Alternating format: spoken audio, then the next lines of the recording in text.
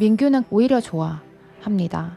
지영은 나름 큰 결심으로 도발한 건데 민규가 눈 크게 뜬 게 나은 것 같아, 이렇게 한 게 나은 것 같아? 엄마랑 마실 나온 잼민이가 엄마한테나 할 소리를 하고 있으니까 기가 찹니다. 이 유형의 사람 둘이 남자와 여자로 만나면 남자가 이겨요. 여자는 남자에게서 거울 치료를 받습니다. 안녕하세요, 궁합마스터입니다. 말도 많고 탈도 많았던 하트 시그널 4가 드디어 최종 선택과 함께 15회로 대장정의 막을 내렸습니다. 마지막 회는 보통 좀 허무하다는 게 정설인데 저는 마지막 회도 눈물까지 흘리면서 봤습니다. 주미가 결혜에게 첫 데이트가 조금만 덜 특별했더라면, 오빠가 조금만 덜 다정했더라면 이렇게까지 안 했을 거라면서 우는데 너무 마음이 아프더라고요. 오늘은 민규, 지영의 마지막 데이트에서 온 것을 다뤘습니다.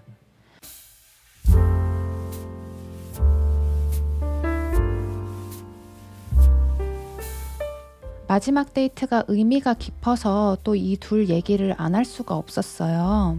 패널들은 생각만큼 속 시원하지 않아서 아쉬웠다고 했지만 제 관점에서는 두 사람에 대한 정리가 잘 된 데이트였습니다. 한마디로 말씀드리면 애기와 애기의 대화라는 생각이 들었어요. 민규와 지영의 대화를 통해서 특정 유형의 드러나는 현상에 대한 이야기를 먼저 하고 마지막에 현상의 기반이 된 사주 이론에 대해서 간단히 말씀드린 뒤에 중요한 이야기를 해보겠습니다. 이 유형의 남녀가 만나면요, 마치 MBTI로 치면 아이끼리 만났을 때처럼 풀만 있고 푸시가 없어요. 이 둘에게서는 속 시원함을 기대할 수가 없습니다. 웃음 포인트가 많은 데이트였어요. 이 유형의 특징 중에 먼저 살펴볼 특징은 두 가지가 있습니다. 첫 번째로는 꼭 다이렉트로 말 안 하고 돌려서 떠본다. 두 번째로는 답정너 기질이 있다. 데이트 시작부터 이 유형만이 가지는 레파토리가 지영의 입을 통해서 나왔어요. 오빠는 내내 한 번도 나한테 시선을 주지 않았는데 난 왜 오빠한테 마음이 갔을까? 패널들은 이 말을 지영이 좋아하는 마음을 표현했다고 해석했는데요. 지영 입장에서는 마음을 표현하는 뒷부분의 말은 아무 의미가 없는 부분이었습니다.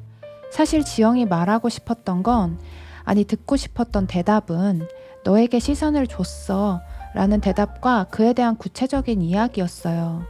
아시겠지만 민규도 잘 쓰는 화법입니다. 여수 데이트에서 민규도 돌려서 이수한테 물어봤었죠. 다른 사람이랑 서로 선택하면 이수는 응원해줄 수 있어? 라고요. 그때 민규가 이수에게서 바란 대답은 심플하게 아니 응원해줄 수 없어 였어요. 이수가 민규가 정해놓은 대답이 있다는 걸 모르고 응원해줄 수 있다. 그리고 나도 다른 사람들을 만나봐야지 하고 오답을 말하니까 빈정상해서 다른 사람들이 시간이 있을 줄 모르겠다 라면서 급발진을 했죠. 그래서 민규는 지영이 저렇게 물었을 때 동족이구나 하고 피식 웃으면서 지영이 원하는 대답을 구구절절 해줘요. 오뎅바에서도 똑같은 상황이 있었죠. 지영이 민규의 어떤 면이 좋았는지 구구절절 말하고 민규의 화답을 기다리는 표정으로 쳐다봅니다. 그래서 민규는 정성스레 대답을 해주죠.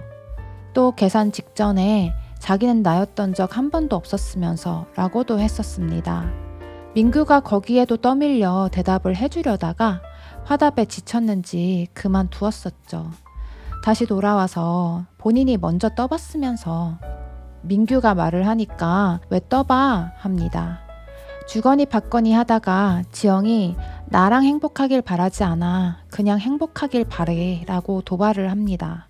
후신 지원과 1대1 데이트 때 최대한 좋게 말하던 것과는 상반되죠. 그만큼 지영은 아직도 민규에게서 애증의 감정이 남아있는 거겠죠. 후신이나 지원이 이런 말을 들었다면 심장이 후벼 파일 만큼 아팠을 텐데 민규는 오히려 좋아합니다. 지영은 나름 큰 결심으로 도발한 건데 민규가 눈 크게 뜬 게 나은 것 같아, 이렇게 한 게 나은 것 같아? 엄마랑 마실 나온 잼민이가 엄마한테나 할 소리를 하고 있으니까 기가 찹니다. 이 유형의 사람 둘이 남자와 여자로 만나면 남자가 이겨요. 여자는 남자에게서 거울 치료를 받습니다. 답정너 기질과 세트로 다니는 자기 합리화 기질이 강하면 강할수록 치료, 즉 반성이나 개선은 쉽지 않지만 나를 보는 듯한 찝찝함은 어쩔 수 없이 느낍니다. 저건 내가 해야 될 말인데, 평소 내가 하는 행동인데 저 오빠가 자꾸 하네? 돌려서 떠보고 사람 설레게 여지 주고 진짜 모르겠고 힘들다 이렇게 되는 거죠. 게다가 왜 저 오빠를 만나면 내가 자꾸 엄마가 되는 것 같지? 왜 내가 어른 역할인 거지? 하면서 킹받아요. 지영은 이번 데이트에서 그걸 더욱 확실히 느낀 걸로 보여요. 저 오빠랑 지내면 나는 계속 나만 혼자 좋아할 거고 계속 저 오빠 마음 의심될 거고 내가 마음을 접어야 아니면 최소한 멀어져야 저 오빠는 비로소 나한테 한 걸음 다가오고 편해지는구나 라고요. 전에 말씀드린 것처럼 세상 제일 강한 방패와 세상 제일 강한 창의 만남인데 십성으로 보아도 뛰는 놈 위에 나는 놈입니다. 모든 면에서 자기보다 항상 한술 더 뜨는 남자인 거예요. 주미와 지원은 너무나 투명하다는 점에서 닮았다면 이들은 그 반대의 모습으로 닮았습니다. 이 유형이 돌려서 떠보는 이유는 의심이 많아서예요. 의심할 때 지치지 않고 계속 확신을 주는 사람이 있다면 결국 그쪽으로 가게 됩니다. 민규가 같은 남자지만 결애를 좋아하는 이유는 두 가지예요. 하나는 결애는 민규가 할 수 없는 걸 합니다. 상대가 마음이 없어 보여도 쭉 밀어붙이죠. 그리고 그것이 실제로 결실을 본 것을 보니 대단하다는 소리가 나오는 거죠. 두 번째는 결애가 마음 써주는 게 어떤 건지 본인도 받아봤기 때문에 결애에 그런 사랑을 받는 여자라면 얼마나 좋을까라는 생각도 합니다. 민규가 여자였어도 결애가 좋았을 테니까요. 이런 성향을 통해서 어떤 직업이 맞는지도 대충 유추해 볼 수 있습니다.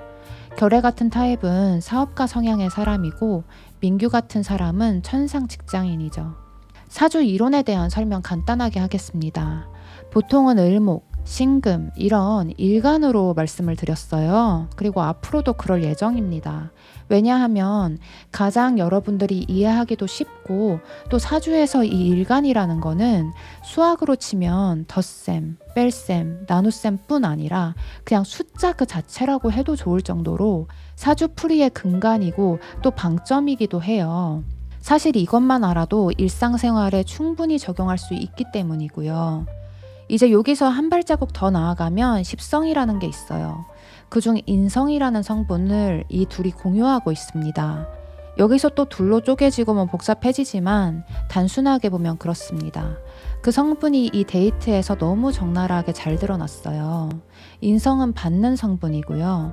애들이 내리사랑을 받듯이 인성이 사주에 두드러진 사람들은 애처럼 받으려고 하는 면이 있어요. 자기 마음을 얘기하거나 떠본 뒤에 원하는 대답을 기다리는 것처럼요. 어른스러운 사람은 자기 마음을 표현한 후에 상대방이 대답해 주기를 기다리지 않습니다. 주민은 어른입니다. 상대방에게 솔직한 마음을 터놓고 난 뒤에 그 사람이 화답해 주길 기다리지 않는 태도를 볼 수 있어요. 이건 나의 마음이고 또 너의 마음은 너의 마음이고 그걸 말할지 말지도 너의 자유야.